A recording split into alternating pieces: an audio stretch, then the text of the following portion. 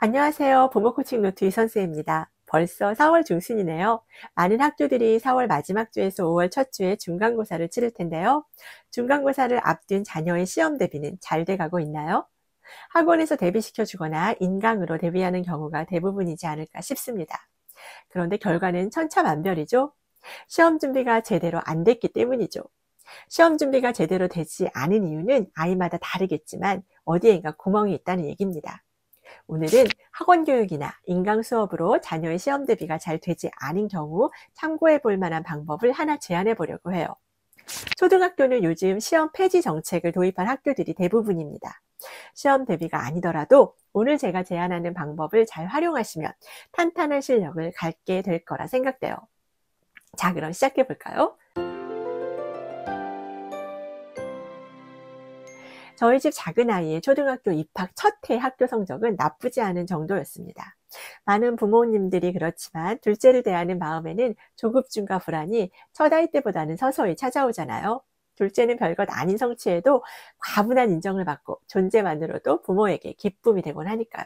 저 역시 그랬습니다. 근데 아이는 달랐던 것 같아요. 매사 욕심이 많은 아이라 자기 성적에 만족하지 못했고 성적을 올리고 싶어 했거든요. 성적에 욕심이 생기고 학습에 동기부여가 된 거죠. 이때가 바로 코칭의 시간입니다. 자, 성공적인 코칭이 되려면 먼저 아이를 파악해야겠죠. 아이의 발달 정도와 수준, 특성에 대한 이해와 진단 없이는 좋은 코칭의 결과를 기대할 수 없고 오히려 아이의 상태를 더 악화시킬 수도 있으니까요. 저희 집 작은 아이는 적응과 습득에 시간이 걸리는 편이에요. 완벽주의 성향까지 있어서 이해가 안 되는 부분을 그냥 넘기지 못합니다. 이런 특성은 수업 내용을 빠르고 정확하게 수업 시간 내에 내 것으로 만드는데 어려움을 만들죠. 당시 전 이 아이에게 필요한 것은 자습서라고 판단했습니다. 문제집 말고요. 자습서요. 그래서 아이에게 자습서를 건네주고 꼼꼼히 읽게 했어요. 자습서는 내용이 상세하고 전달 방식이 친절하기 때문에 자습서 읽기는 아이가 수업 시간에 놓친 부분이나 완전히 이해하지 못한 부분을 챙기는데 또 전체적인 맥락을 잡는 데도 도움을 줍니다. 물론 자습서를 눈도장 찍는 정도로 휙휙 빠르게 읽는다면 효과를 기대하기 어려워요. 꼭 기억하세요. 그래서 아이의 성향을 잘 파악하셔야 합니다. 자습서 읽기는 빠짐없이 꼼꼼히 읽기를 기본으로 하되 강약 조절이 필요한데요. 일단 글자의 크기와 굵기, 색깔에 유의해서 읽습니다. 큰 글자, 굵은 글자, 색을 입힌 글자의 등장에는 다 이유가 있어요. 주로 제목어이거나 핵심어, 반드시 기억해야 할 주요 내용들이죠. 자습서 읽기를 꾸준히 하다 보면 큰 글자와 굵은 글자, 색 글자만 쭉 연결해도 논지가 보이고 맥락이 잡힙니다.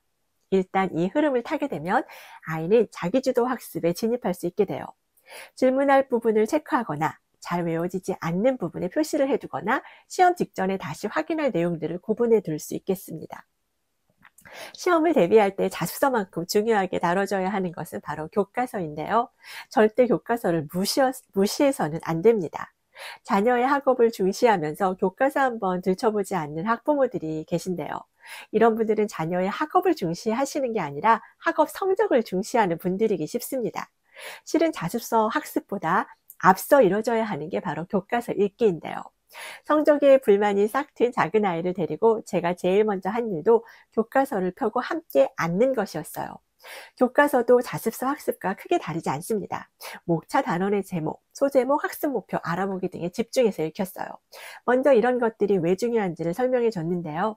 단원의 흐름과 맥락을 잡는 데 매우 중요하고 학습의 효율성을 높이는 데 필수적이기 때문입니다. 목차, 제목, 소제목, 학습 목표에는 그 단원에서 아이가 반드시 숙지해야 하는 키워드가 들어있다는 것도 짚어줬고요.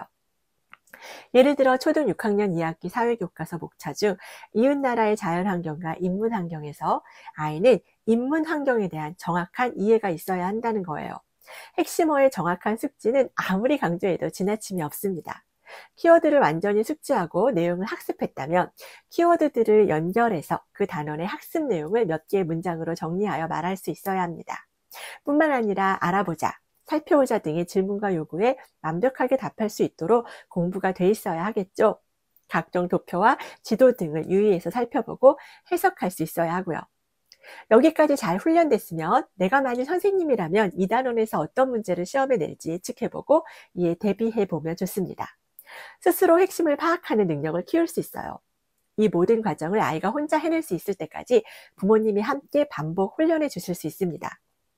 아이의 준비도와 기질에 따라 훈련 횟수는 다를 수밖에 없겠죠.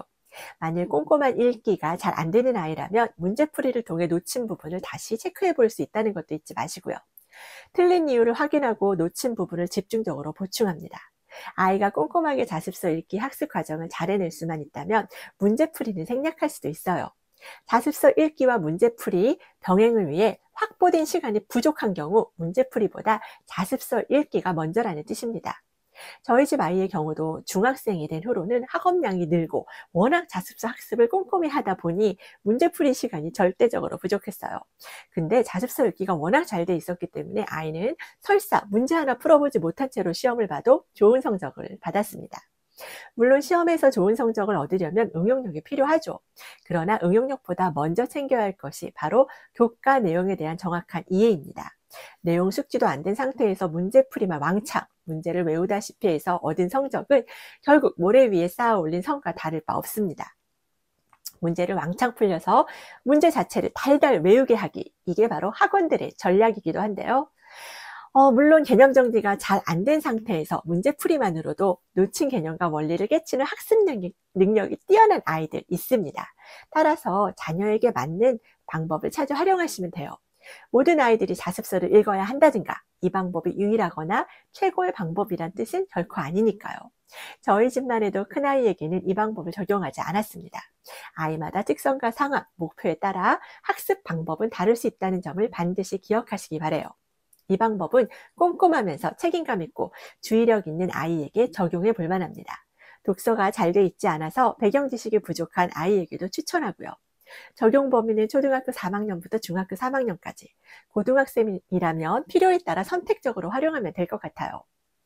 국어과에서 가장 큰 효과를 볼 수 있고 사회과학순으로 활용할 수 있습니다. 이때 자습서는 학교에서 채택한 교과서의 출판사가 출간한 자습서를 구비하는 것이 바람직하겠죠. 저희 집 아이는 이 방법을 빠르게 이해했고 곧바로 실천해 성적이 수직 상승했어요. 적용 즉시 아이는 원하는 성적을 얻었죠. 저조차 예상하지 못한 일을 해낸 아이는 자신감을 장착하게 됐습니다.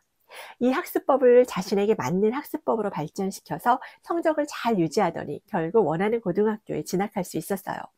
우수한 학업 성취도가 뒷받침될 때만 들어갈 수 있는 고등학교였습니다. 자, 오늘 소개한 방법은 비용 부담 없이 아이가 기본기를 다지고 자기주도 학습을 훈련할 수 있는 학습법입니다. 아이에 따라서는 익숙해지기까지 시간이 좀 걸릴 수 있겠지만 익숙해질수록 학습 시간을 단축할 수 있고요. 자기만의 학습 전략으로 발전시킬 수도 있어요. 좋은 성적은 덤이죠. 성적이 오르니 자신감도 챙겨볼 수 있겠죠? 이 학원 저 학원을 오가는 것보다 컴퓨터 앞에서 멍 때리고 있는 것보다 효과적일 수 있습니다. 왜일까요? 수동적 듣기가 아닌 적극적 읽기 중심의 학습이기 때문이죠. 최소 비용으로 자녀의 학습 태도도 바로잡고 성적도 올려보십시오. 학원이나 인강으로 낭비되는 시간과 에너지도 아껴보시고요. 오늘 방송이 도움이 되셨다면 좋아요, 구독, 알림 설정으로 응원 부탁드리면서 저는 이제 그만 인사드리겠습니다. 모두 행복하십시오.